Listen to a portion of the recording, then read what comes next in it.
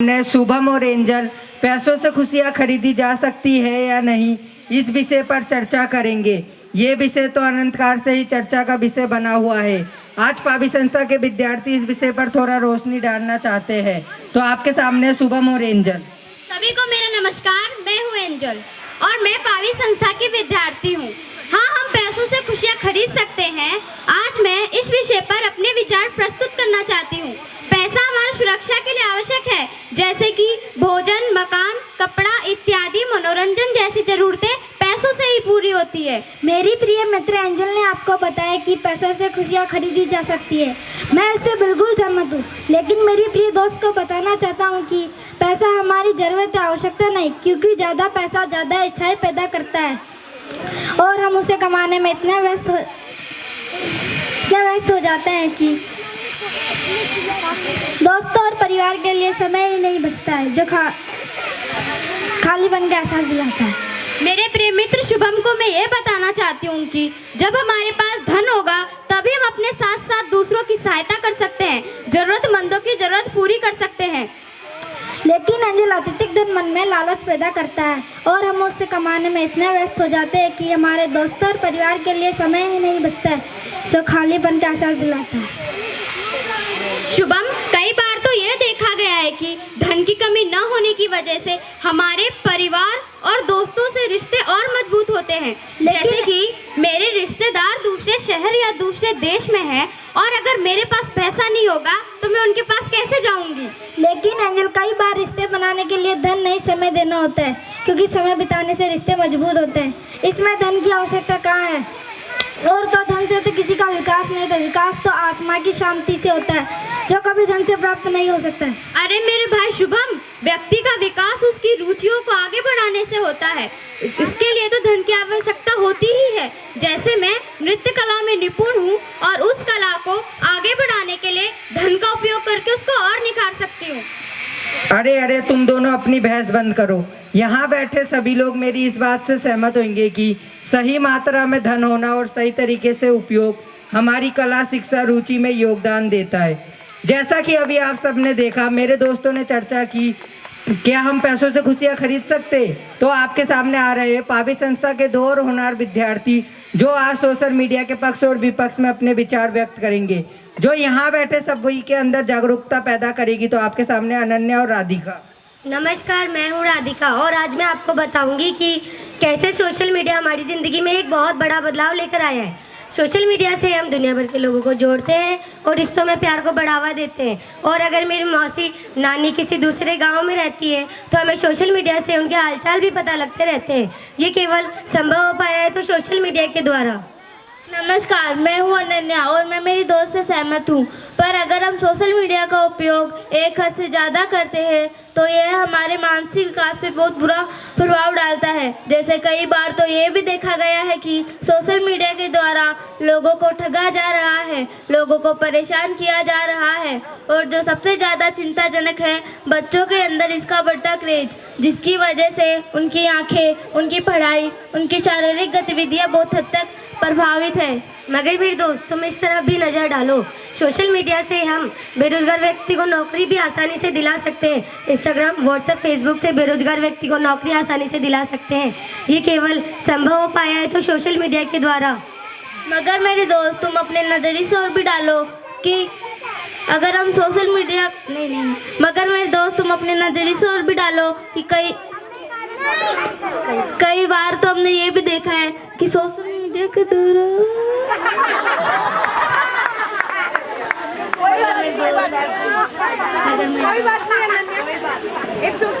मगर मेरे दोस्त, तुम अपने नज़रिए से और भी डालो कि अगर सोशल मीडिया के द्वारा हमें कोई ऐसी जानकारी मिलती है जो गलत है तो उसका भी हमारे मानसिक विकास पे बहुत बुरा प्रभाव पड़ता है। क्योंकि जो लोग लिख पढ़ नहीं सकते वो सोशल मीडिया पे पूरा विश्वास करके उसे अपने जीवन में अपनाते हैं, जिनका उनके मानसिक विकास पे बहुत बुरा प्रभाव पड़ता है। जैसे कोविड के टाइम पे कई ऐसी अफवाहें जो सही नहीं थी पूरे देश विदेश में सोशल मीडिया के जरिए लोगों तक पहुंच रही थी, जिसकी वजह से लोगों को बहुत मुसीबतों का सामना करना पड़ा।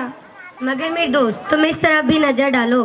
सोशल मीडिया से हम जान सकते हैं गांधी जी क्या सोचते थे या मदर टेरेसा क्या सोचती थी। हम उनकी जीवनी के बारे में पढ़ सकते हैं, सुन सकते हैं। ये केवल संभव हो पाया है तो सोशल मीडिया के द्वारा। और जब पहले हमें अपना मनोरंजन करना होता था तो हमें किसी दूसरी जगह जाकर अपना मनोरंजन करना होता था, जैसे खेल देखने जाना या सिनेमाघर जाना। और अब हमारे पास सोशल मीडिया है तो हम जहाँ हैं वहाँ से अपना मनोरंजन करके अपने समय को कार्य में ले सकते हैं। ये केवल संभव हो पाया है तो सोशल मीडिया के द्वारा। मैं अपनी दोस्त को ये बताना चाहती हूँ कि सोशल मीडिया के द्वारा हम अपने आप को दूसरों से तुलना करने लगते हैं, जिसकी वजह से हमारे मानसिक विकास पे बहुत बुरा प्रभाव पड़ता है। ज़्यादा सोशल मीडिया के इस्तेमाल से नींद की कमी होने जैसी समस्या होने लगती है। सोने से पहले स्क्रीन के संपर्क में आने से नींद में खलल पड़ता है। ज़्यादा से ज़्यादा सोशल मीडिया के इस्तेमाल से लोगों ने आपस में बातचीत बंद कर दी है। ज़्यादा से ज़्यादा समय मोबाइल कंप्यूटर पर ही बिताते हैं। सोशल मीडिया लोगों की एकाग्रता को भंग करता है। अरे मेरे प्यारे दोस्तों, तुम दोनों ही सही हो। यहाँ बैठे सभी लोग मेरी इस बात से सहमत होंगे कि किसी एक चीज़ को इस्तेमाल करने का समय और ड्यूरेशन सही हो तो सोशल मीडिया एक अच्छा जरिया है। विकास के लिए बस संतुलन ही जरूरी है। तो मैं आज यहाँ बैठे सभी को ये बताना चाहता हूँ कि संतुलन ही चाबी है सकारात्मक विकास की। जैसा कि अभी आपने देखा मेरे दोस्तों ने चर्चा की सोशल मीडिया के पक्ष और विपक्ष में, तो आपके सामने आ रहे हैं पावी संस्था के 2 विद्यार्थी जो आज हेल्दी और अनहेल्दी भोजन में अपने विचार व्यक्त करेंगे। तो आपके सामने आर्यन और विकास। सभी को मेरा नमस्कार। मेरा नाम आर्यन है। मैं पावी संस्था का विद्यार्थी हूँ। फल, सब्जी और अनाज शरीर के पोषक तत्व हैं। ये हमें एनर्जी देते हैं, ये हमें अच्छी हेल्थ देते हैं। ये तो नेचर की दवाइयाँ हैं। सभी को मेरा नमस्कार। मेरा नाम विकास है। मैं पावी संस्था का विद्यार्थी हूँ। क्या Aryan so boring, fast food आसानी से मिल जाते और टेस्टी भी होते। पिज्जा बर्गर है तो सलाद की क्या जरूरत है। टेस्ट के साथ कीमत भी चुकानी पड़ती है, जैसे डायबिटीज, मोटापा, हृदय रोग। फास्ट फूड खाने से ही होती है। थोड़ी बहुत मौज मस्ती में क्या बुराई है, ऐसा करना कितना टेस्टी होता है। अरे विकास, ये भोजन नियमित रूप से करने से इनकी लत भी लग सकती है, जिनका हमारे शरीर पर बहुत बुरा प्रभाव पड़ता है। अरे आर्यन, आनंद का क्या, जीवन कितना छोटा है। खाओ पियो ऐश करो। लेकिन विकास, ये भोजन करने से आत्मा को शांति, शरीर और मन को खुशी देता है। पहला सुख निरोगी का है, यह तो सुना ही होगा। बस बस भाई, तू मेरी मम्मी से मत मिलना। इस नाटक का उद्देश्य है स्वस्थ भोजन से जुड़े विकल्पों को बताना और जंक फूड से जुड़े नुकसानों को उजागर करना, जिससे यहाँ बैठे दर्शकों को सही निर्णय लेने के लिए प्रोत्साहित किया जा सके। तो आज हम सब आपको एक संदेश देना चाहते हैं, चाबी है सकारात्मक विकास की। संतुलन ही चाबी है सकारात्मक विकास की। Balance is the key to positive growth. बच्चों, एक बात बताओ, बैलेंस कैसे लाएं? पैसे का बैलेंस कैसे लाएं? हाँ, सही तरीका कैसे करेंगे बताओ। अगर आपको 100 रुपए मिलते हैं तो आप क्या करोगे उन 100 रुपए का? कैसे खर्चा करोगे उसका? नहीं, मैं बताऊं? बताओ, आओ मेरे को बताओ, 100 रुपए में संतुलन कैसे लेके आऊं मैं?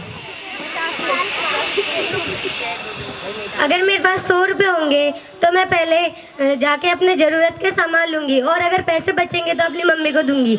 ऐसे अपने पैसों का सही इस्तेमाल होगा। और ज़्यादा से ज़्यादा पैसे इस्तेमाल नहीं करने चाहिए, अपने उपयोग के ही पैसे इस्तेमाल करने चाहिए। Thank you. चलो, एक मैं राधिका की बात से 100% मैं एग्री करती हूँ, बट मैं थोड़ा सा चेंज करूँ।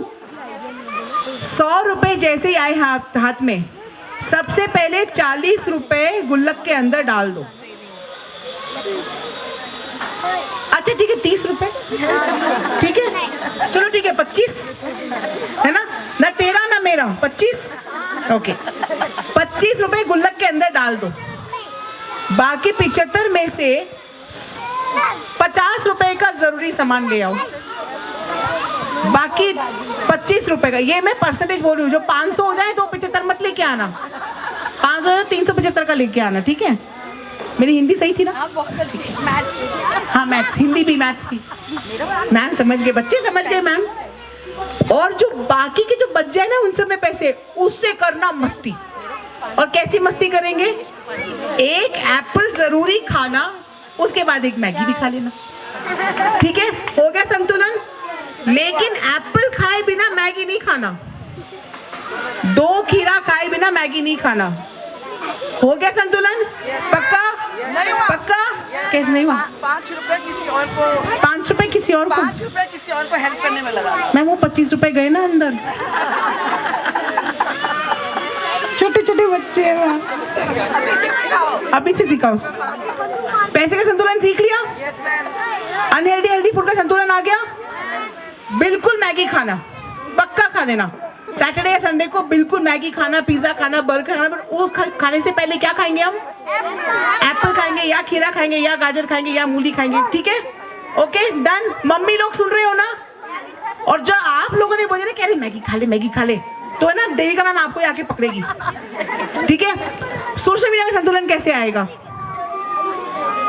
पहले होमवर्क खत्म कर लेना, फिर 2 घंटा बाहर हवा में खेल लेना, फिर सोशल मीडिया कर लेना। पक्का रोज करना, सोशल मीडिया रोज यूज करना, लेकिन पहले अपना सारा होमवर्क खत्म करना, 2 घंटे बाहर हवा में खेलना, फिर सोशल मीडिया। यस? हो गया संतुलन? आप भी खुश हो गए और मम्मी भी खुश हो गई, है ना?